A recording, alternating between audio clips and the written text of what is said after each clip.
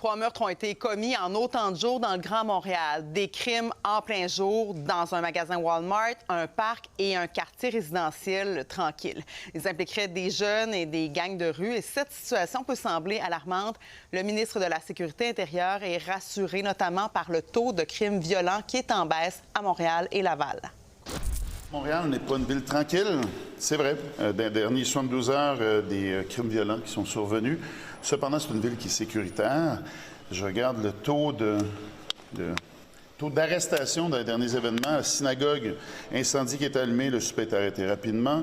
Dans le Walmart, l'homicide, rapidement, 4 suspects ont été arrêtés. Alors moi, je suis rassuré. J'ai parlé tout à l'heure au chef Fadi Daguerre. Je rencontrais une centaine de policiers de Montréal qui étaient ici à Québec. Et je vous confirme, les policiers vont être très, très, très présents, très, très, très visibles. Nous, on va s'assurer qu'ils ont les bons outils. Et pour en parler, on accueille notre collaborateur Yannick Dion. Bonjour Yannick. Bonsoir, Marie-Claude. Alors là, le ministre Lafrenière qui dit qu'il est rassuré que les crimes sont en baisse. Mais qu'est-ce qui est préoccupant là-dedans? C'est-tu peut-être le fait que les victimes et les accusés ou les coupables ou les présumés, en tout cas, agresseurs, sont des jeunes, très jeunes même?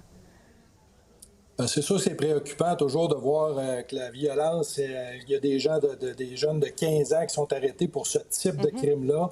Ça reste au niveau social préoccupant, mais je pense que les policiers sont à pied d'œuvre. Ils font un travail extraordinaire parce qu'on a vu là, rapidement, ils ont fait des arrestations.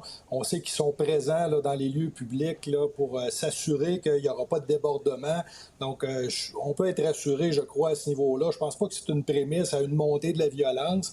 Malheureusement, c'est des événements qui arrivent en début d'été. Souvent, les gens se réapproprient les lieux publics et puis il peut y avoir des rencontres, malheureusement, qui dégénèrent pour des gens qui sont impliqués au niveau criminel.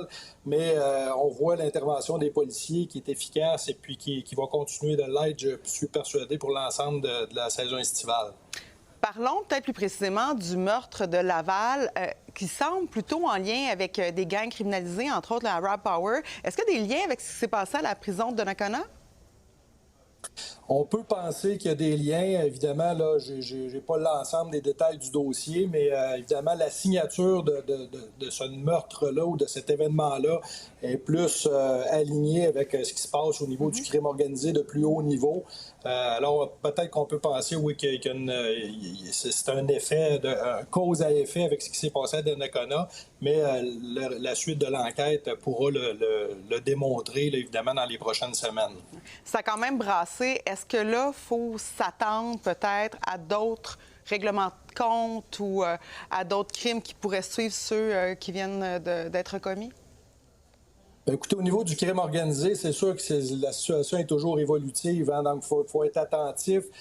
Comme je vous disais, les unités de renseignement, la police fait son travail, est présente sur le terrain. Ils savent exactement qu'est-ce qui se passe, qui est impliqué, qui pourrait amener une réplique à ce type d'événement-là. Donc, il faut faire confiance aux services publics et assurément, là, ils font tout ce qu'ils peuvent pour prévenir des gestes plutôt que guérir. Il faut-tu faire plus de prévention avec nos jeunes, justement? C'est sûr, au niveau des jeunes, c'est pas seulement une question policière. Hein. On sait que la répression, quand des gestes ont été commis, oui, c'est un moyen, mais la prévention est très importante.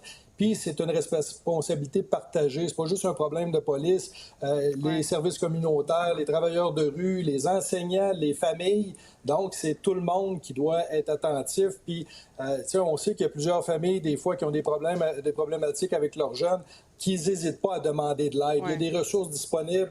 Alors, il faut que les gens lèvent la main, téléphonent dans les ressources pour avoir de l'aide quand ils sont débordés par la situation puis ils ne comprennent plus où leurs jeunes se dirigent. C'est un message important. C'est un message important où il faut s'entraider. Merci beaucoup, Yannick. Bon week-end. Merci, bonne soirée.